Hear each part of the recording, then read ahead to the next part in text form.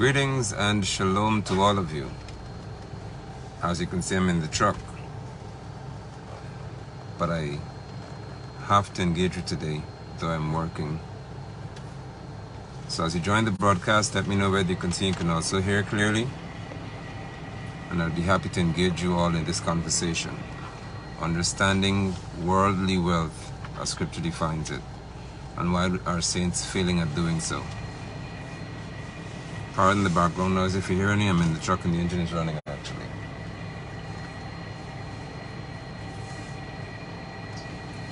As you join the broadcast, let me know whether you can see and can also hear clearly. I bid you shalom if you're a saint. It's always a delight to speak to you all. It's with greatest honor and humility that I stand or I sit today to engage you in this discussion. One that I know is necessary for the church. I'm grateful for the feedback I got last week, where some of you would have said that, or most of you, that you needed that clarity in what Messiah Yeshua meant when he said, as recorded in Lukas 16, that you must make friends with mammon, meaning you must use your money to make friends. He wasn't saying you must make friends with money, or money should be a friend. You should use worldly wealth to gain friends or to make friends with people so that when it runs out, you will have acceptance into the eternal home. If there's an eternal home, then there cannot be an earthly security that you're seeking to build. Essentially, that should never be a focus. I bid you all shalom. I hope that you're receiving notifications today. And if you are, then please share the broadcast with someone else so they know that we're here. And we are about to engage in a brief discussion about understanding worldly wealth. Why are saints failing at this? Why is it so difficult for saints to understand how to deal with worldly wealth? Let us have that conversation. We're here. What I find to be atrocious is, great Mel, you got notification, so we work it out. What I know to be an issue as well is that quite a few people do not even have an interest in understanding it, which I find to be most unfortunate. They have no interest in understanding how to deal with this.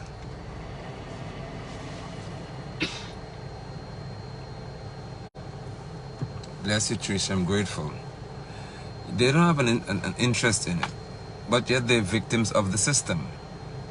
And that is quite unfortunate. I don't see anybody from 610 yet. Where is the New Jersey bunch? Where are they? I told them I'll be streaming late or today. Shalom, Mama Ward. Shalom to all of you, Sister Corinne and others. I bid all of you shalom, Sister Noel and everything and others. Shalom to all of you. I'm on the road, but I have to stop to talk to you all this afternoon. There are many people who don't have any interest in worldly wealth or understanding the system that surrounds it, but yet they are victims of it. And that is unfortunate, because if you don't, the best thing that you can do is understand how something functions, understand what is behind it, especially when it comes to economics and finances. If you understand it, then you're not necessarily going to fall prey to it. Understanding it. Why are saints failing? For one, the world has transitioned right before our eyes. If we're 40, 50 years or so, like me, I'm 49. If you're in that range, the world would have transitioned right before your eyes. And some of you missed it entirely and still do, but hopefully today you get the picture. What you do not recognize is that the world functions now by debt. DEBT, or what you call credit. The US is the master for this, where they have credit scores given to you and say you have to develop credit. You have to get good credit. You must put yourself in debt to be considered good for business. Come into the broadcast. Welcome. We'll have this conversation today. Are you hearing me clearly? I know that Facebook misbehaves sometimes. Sister Veronica, good to see you. Shalom, and thank you so much. I am eternally grateful. Thank you. Thank you. Brother Brian and Sister Diane, love you all so much. Sandal, you here. Love you, sis. Blessings to you as well, and all of you saints who are here. Right. So the world has transitioned. If you're in the bracket like me, 49 years old and so on, the world has shifted into functioning by debt, by what they call credit. Credit. Credit. Do you understand that these people tell you in the US that you have to put yourself in debt, what they call have credit, before they prepare to do business with you?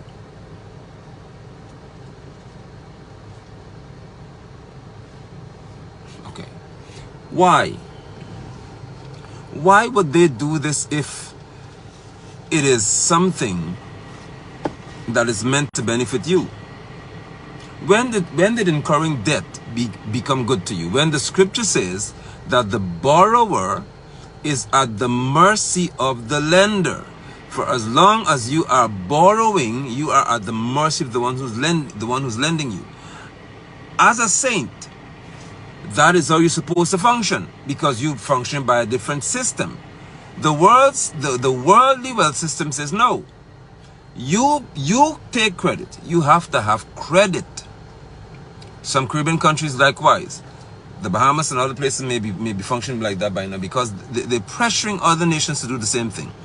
Create debt. Why? I just give you the scripture. The borrower, the one who's taking the money, incurring the credit, incurring the debt, you are at the mercy of the lender. That's what your God said. Hey, mommy, you typing? Daddy's out. And he'll be with, okay. This is my working cup, by the way. I drink just about 1 liter of fluid, or 2 or 3 while I'm working. So, why? For one, there is need to create financial slaves. And for as long as the system can create financial slaves, you are at its mercy. If you need a car, you become a slave to get it. If you need a house, you're even more a slave to get it. Do you know that in many cases you pay for 3 or sometimes 2 houses while you live in one? Who gets the money? Who gets the money for the other house? Where is it? Because when you calculate your interest over 30 years and 25 years, who is getting the other house that you're paying for? We'll have some jarring moments here today, because I want to be brief, potent, truthful. The world system is driven by debt. Even in your nations like Guyana, you know what they did to this country? They were pressuring this country for decades with Burnham. Take this loan. Take the IMF money, International Monetary Fund. Take it. Nations around the world, they say, take it. If you take it, what they do is they then tell you, you will have to function by our economic policies. You do what we say because you have our money now. So if you have our money, then we're going to tell you how your entire nation must function. We tell you what your dollar value must be. We tell you what products you must focus on. We tell you what you must invest in and not invest in. We tell you if you can build roads or not build roads. We tell you who the contractors would be if you want to build a road in your own country. Even on a national scale, debt is created to control an entire nation of people. Yahweh said that the one who's borrowing is at the mercy of the one who's lending. If you don't understand what's happening here, you become a victim to a system that's meant to destroy you economically. The question you may rush to ask, and I'll be quick to address, is, oh, so taking a loan, is it evil? No, it's not evil. You must understand what leverage, what power do you hold in the equation? What is the purpose of your becoming indebted to anyone or any system? I just want, as I promised you, to help you to understand the system that governs how you function. Because if you understand the system that governs how you function, you would not likely be trapped in it. I could tell somebody I wouldn't type much a day. I don't mind, that's okay, as long as I know the broadcast is fine. Just every so often stop the screen, hit a like button, a sad face. If you're angry, that's fine. But I just want to know that the broadcast is still okay, because I'm on the road, I'm not at home using my data, my Wi-Fi. So in Lukas chapter 16, Yeshua, we dealt with last week, said, listen, the children of this world, who are in darkness essentially, are much more shrewd than those who have come to the light. He didn't stop there. He said, in dealing with those of their kind, in dealing with their own people, the children of this world are more shrewd than y'all, than us who are of light. Let me just tap into that for a moment, then we'll transition to the system that I'm talking about further. The world, in dealing with its own, is merciless. Understand that. When we're talking about business, the world, in dealing with its own, is merciless. They are shrewd. They're crude. They're intense when it comes to the principles of business. Why? Because that is how they are able to succeed. Why do saints fail? Because saints don't understand that business is business. Business is not friendship. There's nothing called friendship in business in the true sense of the word. If we are going to do business, then the only friend will be the principles that we function by. Nothing else.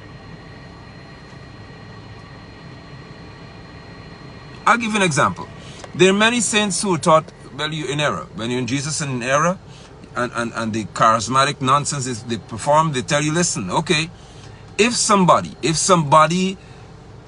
even in the world, a heathen takes your car, so I'll pay you for this car, I'll give you $200 a month US or $400 a month, I'll pay you off for the car. They take your car, they take your truck, whatever it is, and they begin to use it, drive it. They stop making payments to you. The church, your pastors in error and wickedness will tell you, Jesus will deal with that essentially. Forgive the person because God would forgive you. Release them. That's the kind of language here in the church now. Just release them. That's just stuff, you know. And God is going to get them. It's not what you were taught. Tell the truth. It's not what you were taught.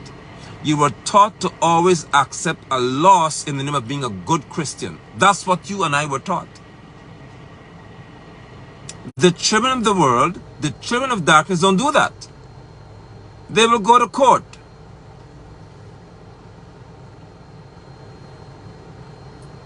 And they'll recoup their costs, they recover what they've lost, and you'll have to pay the person who's indebted to them, will pay them more. Because they are driven to understand that business is not about friendship. We don't do that in the church. So saints for decades, centuries, millennia have been taught by people that you must never be shrewd and be intense in how you do business. You must always suffer losses, because that's how you show that you're loving and you're nice. But that is not how the world functions. The world does not function like that. The world is serious. That's it, Brother Theodore. Take it to the Lord in prayer. And Brother Theodore has lost his brother, so of course I know that you're strong enough to understand Yahweh's wisdom, but we'll talk.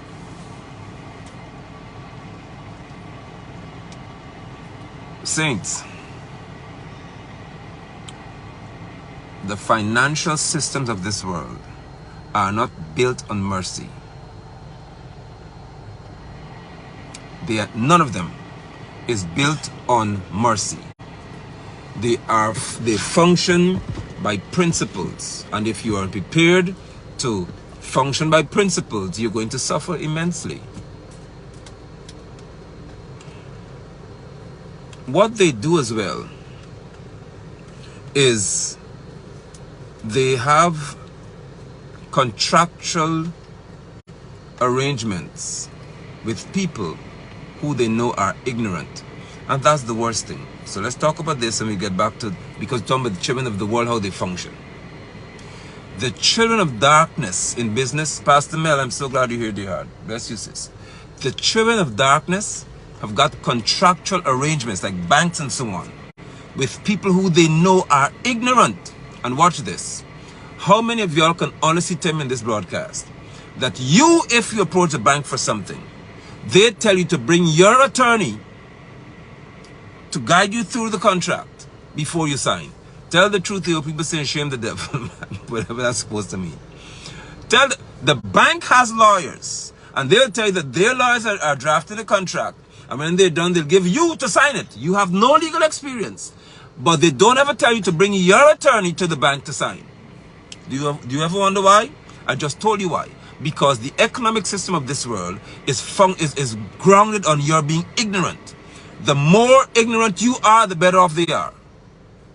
Auntie Shari, you're here.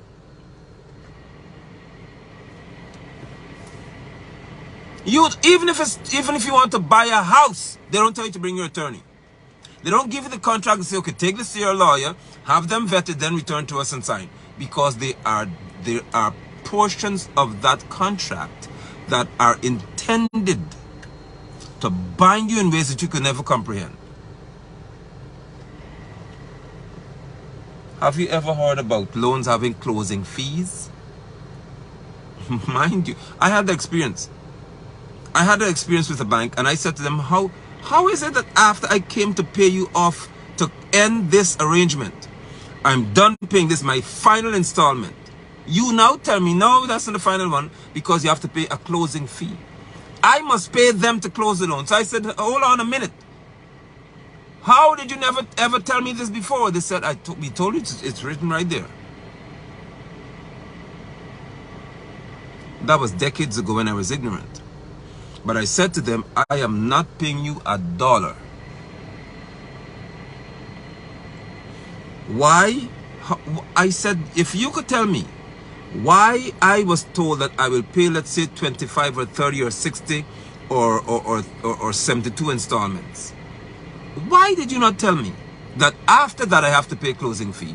You told me verbally 72 installments. I understood that. I said, how could you not tell me verbally as well they have to pay to close it? And I said, why would I have to pay to close an arrangement with you? If I have paid 72 installments, what else you need to do that requires a whole other month's installment? They said, you have to file. You have my file. And why am I telling you this as saints? Because you need to know that the system of the world, in reference to finances, functions by your ignorance. They don't want you to know. They would rather you not know what I'm telling you today. Because for as long as you don't know, then you're just going to take a loan and another loan. And what saints do as well is saints love to incur debt to satisfy pleasurable desires. You just want something, and that thing that you incur the debt about has absolutely no value when you have it. Why incur a debt for a television set or a couch or some furniture? Why do it?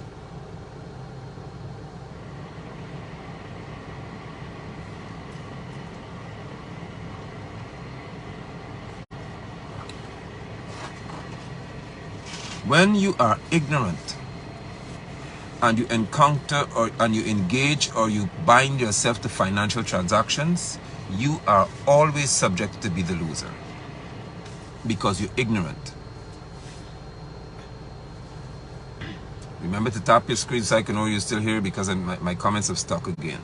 I don't want you to just stop for the sake of I need likes. Please help me to know.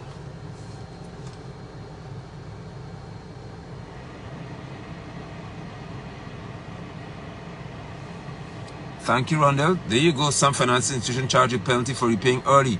Rondell Victoria's grant. They'll understand this afternoon, I know. You are in a system of this world that says, if you are ignorant, you're perfect candidate. My son has studied, the things we desire are not always the things we need. Very much so, sir.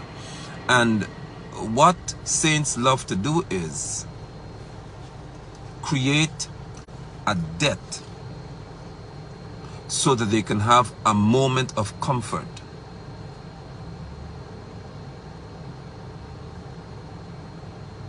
The banks know that. Lending institutions know this. Hence, they allow you to do it even further. Even with your credit card, you swipe for clothing that you don't need.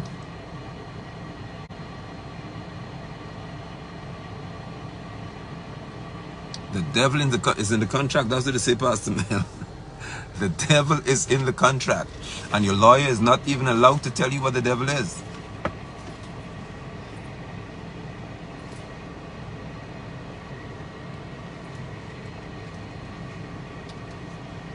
Now, I have a question for some of y'all that will I know rattle your brain and give you a heart attack.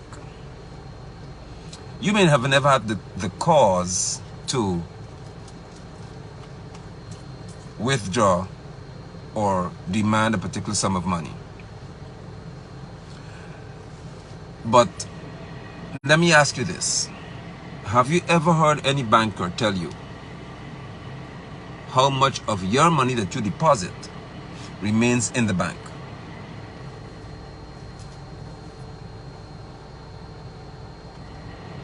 For example, if you take $5,000 to the bank, or $1 million to the bank, or $10 million to the bank, do you know how much of that money remains in that bank?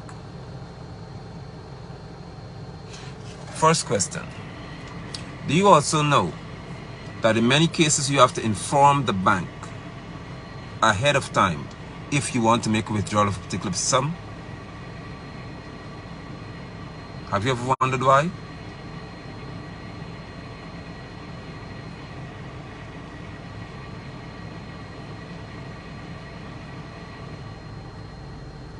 Have you ever wondered why certain institutions called banks would tell you you cannot have all of this money without informing us ahead of time?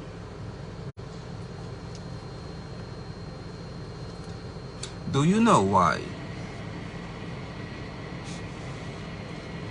For example, for your $80 million or $100,000 loan, you have to go through weeks of waiting?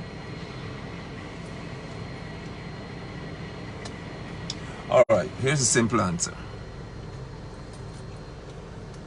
How many of you have heard banks declaring profit? Republic Bank does it. I think the first quarter they declared 50-something million US dollars, maybe more. Talk to me, saints. Why in the world? How does a bank arrive at declaring profit? Most of you say it's based on the interest you pay. No, dear heart. No, sir. It is not entirely based on that. Banks are deep in investment. They invest your money. Banks invest in major things, even projects. Banks are heavy investors. And in some countries and in some states, only, I think it's 10% of your money is supposed to remain in the bank by law. Anything else, they could use it for investment. Which is why when certain things collapse, you lose all of your money. I hope you get it now. When certain, like when you had the bubble, and the bubble popped in the US, you thought you had, some people think they have, oh, I have $3 million. Tomorrow you have absolutely nothing. Why? Because I put $3 million in the bank. I'm supposed to have $3 million in my account. No, you don't. because the US is the worst. According to law in certain states, the bank only has to keep 10% or 3% or whatever percent, a very, very small sum of what you say is in the bank, in your account. The system of the world. Saints are failing because they don't understand the system. Yeshua said that the people of the world are more shrewd than those in the church. They're far more aggressive in how they function. They don't inform you of certain things. Your money can be wiped away and you have nothing to get. Do you know why? And they tell you it's because security reasons. We don't want anybody to rob the bank. Listen to me. Stop it. Because your money is in digits. Money is created every day because it's no longer backed by gold in the US. So they can create whatever they want. They can print by the federal government's instruction, whatever they want. But they know the more they print, the greater inflation can exist. But I want you to understand something. Let me give you an example. Some of you may be familiar with this because you're going back to the bubble situation. The banking system, like Lehman Brothers and these people and insurance agencies, were once regulated by government agencies. You need to know that. In the USA, there were regulations that governed how banks function with your money. They were regulated. They couldn't go wildly and do things. I think it was Bush or Obama. More than likely be the Obama kind of people and Bush and these people. Say, you know what? No. Remove the regulation. The government must not tell the banks how to function. The government must not have this watchdog approach. Remove it. Out of that, they began to take what are called risks. These Lehman Brothers, Chase, and these banks. There were some banks in the US who started out with about 10, 20, 30 employees. And once regulations were lifted, they now have 8,000, some have 20,000, 30,000 employees across the world. Why? Because without regulation, there's no control system for these banks. They can do whatever they want to do. And I told you again, when they collapse, your money vanishes. You have nothing to get because this is you have taken the risk. Did it tell you what risk you're taking? No.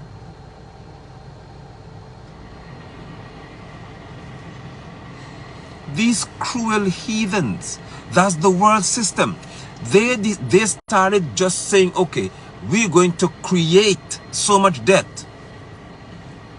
Just with digits. You want to borrow $200,000, you want a house for $300,000, we know you can't afford to pay it back, but before you default, they've already gotten so many payments from you. They know you can't, this one lasts for 25 years. But in 10 years, you default.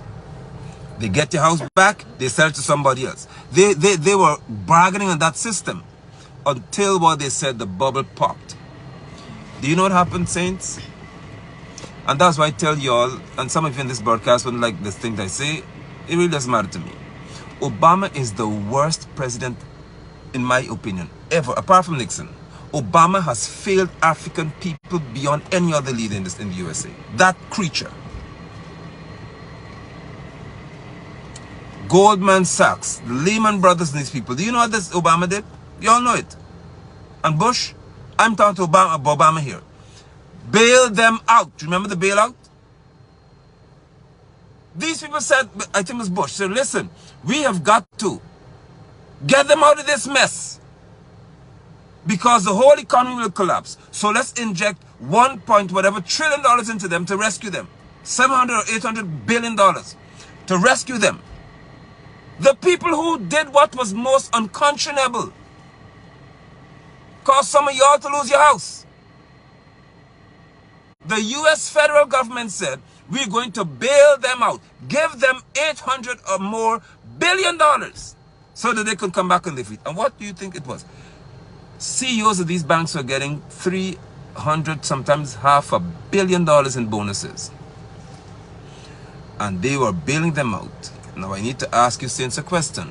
Your comments are not coming through fast enough, but I still ask you, you can answer me in the replay. Saints, how many of you have ever went to a bank and said, I cannot I cannot repay my loan. And the bank says, we bail you out. There you go, Pastor Mel, too big to fail. That's what these... Oh, you're lucky I'm preaching today, boy. Because the words I want to call these people... Imagine, these people have said that these companies were too big to fail. It would have such a great impact on the economy that you can't let them fail. So we'll take taxpayers' money and give it to them, including the people whose houses were lost.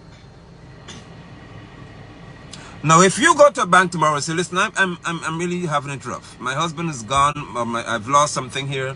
Please, I can't afford to pay for my car for the next 6 months. Have you ever heard a bank tell you, we understand, we can't let you fail, so we're going to write off this debt? No! I just told you that the world system of economics, of finances, is about mercilessness. You cannot be merciful and function in worldly wealth.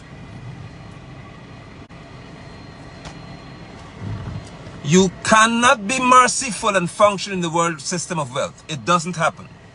It doesn't happen. It was never structured to be that way. That's why saints will always fail in it. Because saints want to be in it and function with mercy. Mercy means that you have to be prepared to lose.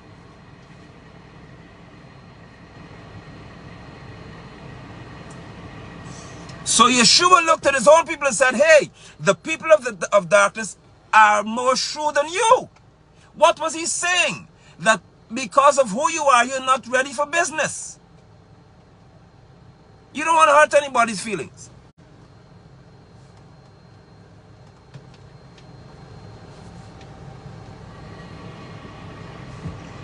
So let me before I break it down on a micro level, let me help you to understand this if I can. Saints, the bank will never tell you that they understand your situation, you don't have to pay them back.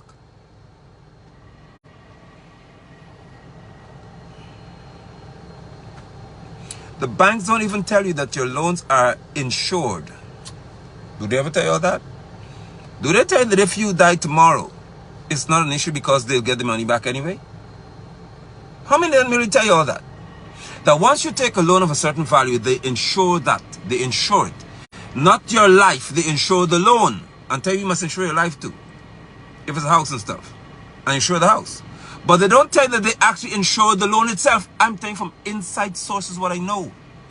In many countries, they take insurance on the loan. So if you default, they go to the insurance to get their money back. They don't ever lose. But they don't tell you that. Yeah, they come and take the house. So they get the money from the insurance of the loan and they take the property and sell it. Do you understand the world system? You would never do that as a saint. What you would say is, okay then, I got my money back, so I'm fine. Or others will say, well, you know, Jesus, because you're not saints who say that. Jesus paid it all as personal and said, so we don't have to fight over this. It's okay. Go away and let's live at peace. Because if I forgive you, I release myself. You people are so crazy. When the scripture never said that you can forgive somebody who hasn't asked for it. You invent a doctrine that says, if I forgive this person, I'm releasing myself.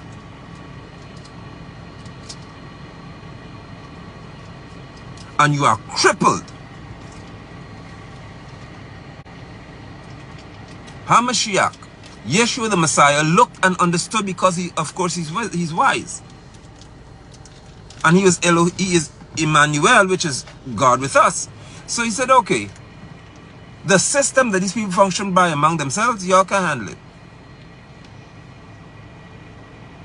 So for you as a saint to function well in the worldly wealth system, you can't function by the system of the church. If you're in business in the world.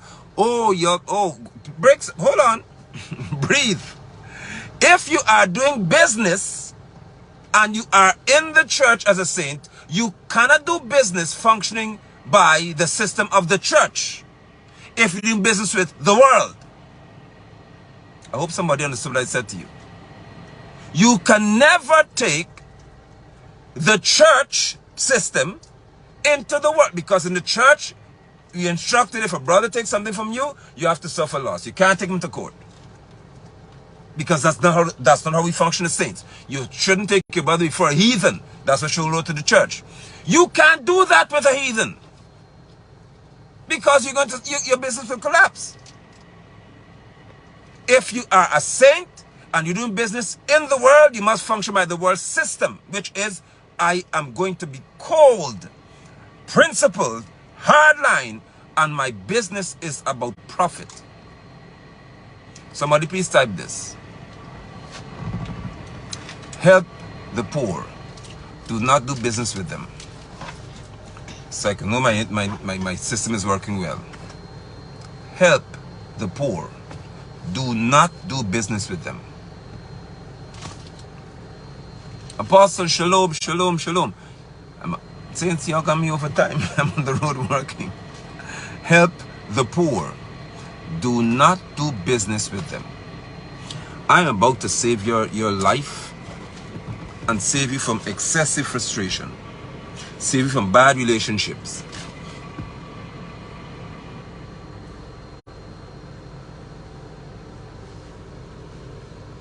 Help the poor. Do not do business with them. You should. The bank doesn't do business with poor people. Why should you? The banks do not do business with poor people. Why should you? There is no scripture that instructs you to do business with poor people. It instructs you to help them, meaning you give to them and that's the end of the matter. Why do you think that a poor person could come to you for a loan and you give it to them because you're Christian? How does that make sense to you? How can you give someone a loan if you know that they are poor and can't repay it? What system are you functioning by?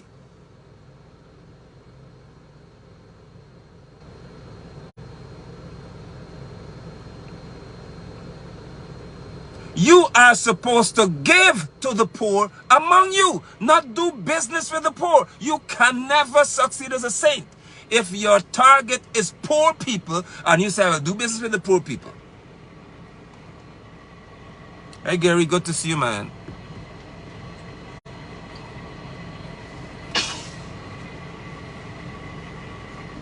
Been a while. What is... First of all, the bank says you must be qualified. The worldly system of wealth says you must be qualified for this business arrangement. What made the US system so wicked is that once the federal government stopped controlling and policing these banks, they stopped with the whole qualification concept.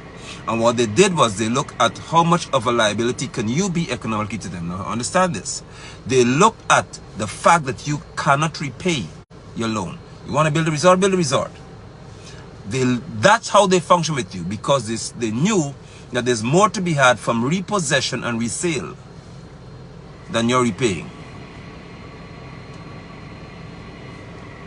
So what they did is they had systems where they were backed by entities. There was a whole chain they had. They had this thing set up to perfection. They were backed. So they say, take $3 million, and that $3 million is backed somewhere else, by someone else. And they were benefiting like piranhas in a tank. They owned so many properties and had so much leverage over people that they became gods in their little circles. That's where the Gulfstream jets came in, the G5 and G4, G6, depending on how big you are as a banker, you have to have a big jet from your money, from risks. And then they collapsed. And Obama said, you're too big to fail. Can't let you fail because the impact on the economy will be too great. So bail them out. Let the people stay out of the houses. Let them lose their homes, but bail the banks out.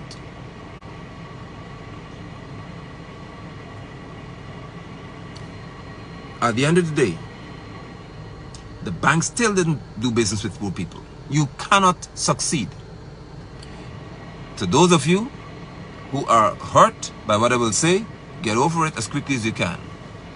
You should never seek to, I'm bringing down a micro scale now, small scale for interpersonal reaction, relationships. Never ask as a saint, never ask to borrow anything that you cannot repay. I don't care who it is you're dealing with. It's a principle that would walk you through life in health or give you serious stress mentally and affect relationships with people. Never seek to borrow what you know you cannot repay. And I'm talking on an interpersonal level here. Never mention the word lend me or please lend me if you can't repay it. I have seen saints function by deception in that area, whereby you know you can't repay, but you use the word lend so you know the person will be more inclined to release it since they have an expectation of return. Messiah said your yes must be yes, your no must be no.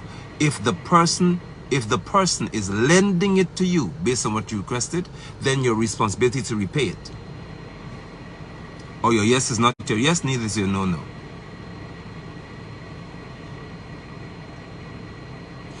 But just on, like in an interpersonal scale, saints would incur debt, they do it to the bank.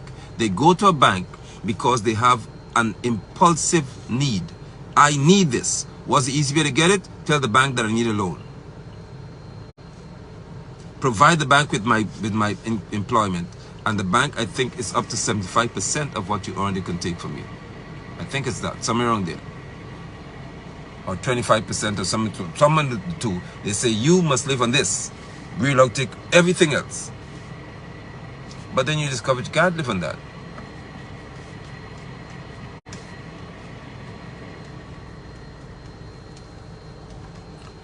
Never mention the word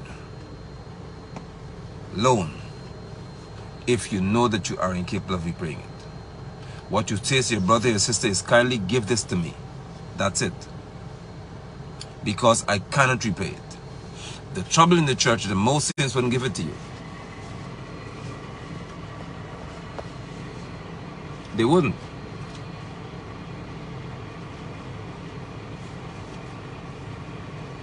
Watch the other step here. In the worldly system, they will say to you, okay, we know that you cannot repay this financially with money. What do you have that's of this value? That's where pawning comes in. The pawn brokers will say, okay, we know you don't have the money to repay us. What do you have that's of value equivalent to this? Bring it. They put the money in your hand, knowing that if you take 3 weeks and you can't pay them back, they get their money back anyway by selling it. You as a saint, whoever I'm talking to here, some of y'all would be angry if a saint tells you that. That's why Yeshua said that the people of the world are more shrewd than you in dealing with their own kind. You have a need. Let's say you have a piece of jewelry. You have the need, according to what you said. You will come to me to say, please lend me $100,000. Knowing that you can't pay me back. When I lend you my money, I must even ask you about it because some of y'all get mad about that. I can't take you to court either because you're my brother or my sister, but you don't see the part about your responsibility to be truthful to me. Or to your brother or your sister. What gets you even more upset is if I say to you, okay, you see that piece of jewelry that you have, valued $100,000, put it in my hand. Here's $100,000. If you don't return to me in 1 month as you promised, I have a right to keep this. Some of y'all will say, no, why you can't trust my word? You know that you cannot repay it.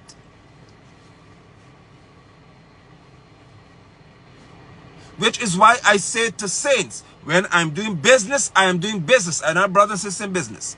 If you're doing business, let's do business. If you function as friends, let's function as friends. But don't mix them up.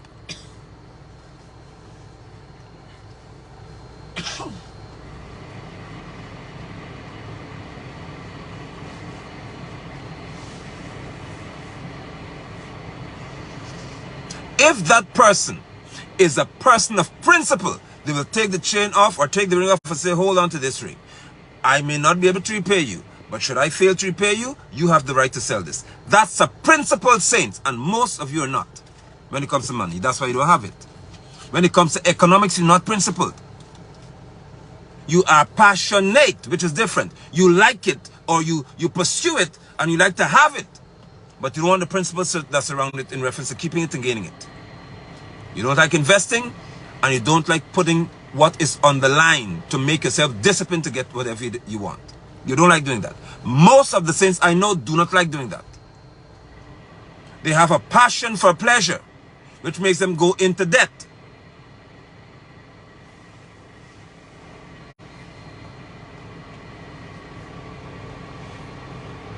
And you're mad when a saint is more principled than you to say, if you want my money, then put something of value in my hand. How could you be mad at somebody who tells you that? When the bank does exactly that and you're all willing to do it. Oh, I'm coming down your alley today. You are eager to do the same thing with the bank. And give them your house. Give them a car. Give them whatever it takes. Give them your property. Give them your land. So you can get money from them. But if your own brother tells you to do the same thing, you're mad. You need to search your heart today. Search it today. Search it now. Oh my goodness, my son, Pastor Reggie, better preach to this. Do not do business with someone because of certain relationships. Do business with principles, saint or no saint.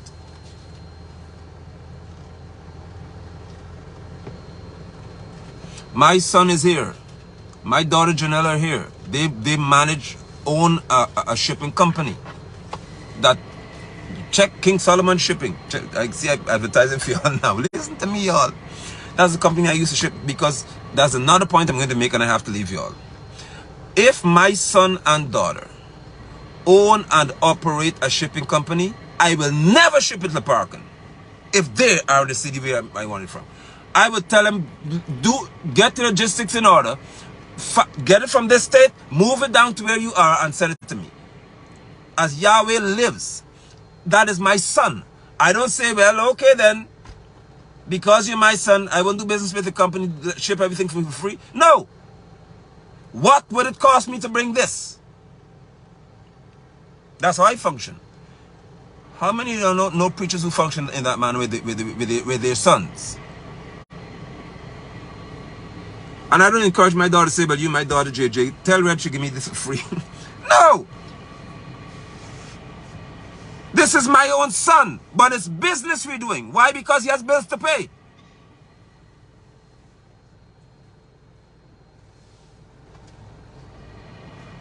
See what JJ said?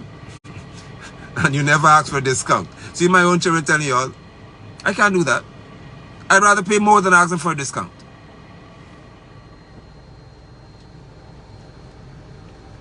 Because we're doing business.